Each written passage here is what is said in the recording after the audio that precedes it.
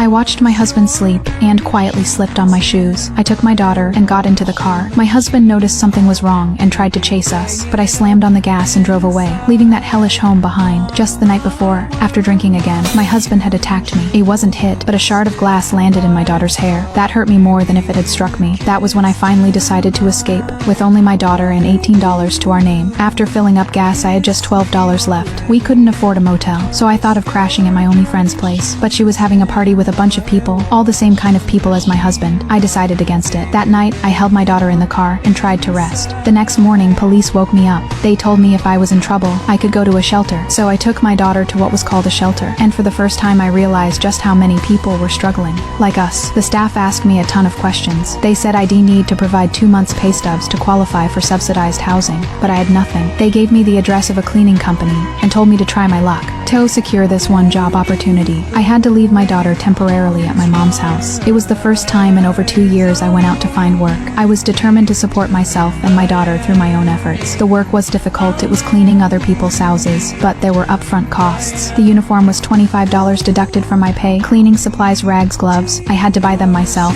and I had to start immediately cleaning a wealthy neighborhood on the other side of the island. I used my last $3 for gas, and while waiting for the ferry, called my mom to tell her to pick up my daughter at 5:30. I boarded the ferry with a racing heart. There was no cell service on the island, and my phone couldn't navigate, so I took a few wrong turns. By the time I arrived at the employer's house, I was half an hour late. The house was far more luxurious than I had imagined, but the employer's attitude was cold and dismissive, just as I feared. I got to work without pause. Since the mansion was about to be sold, everything in the fridge had to go. Unused fruits, vegetables, cakes all tossed into the trash. I couldn't help but take an apple for myself.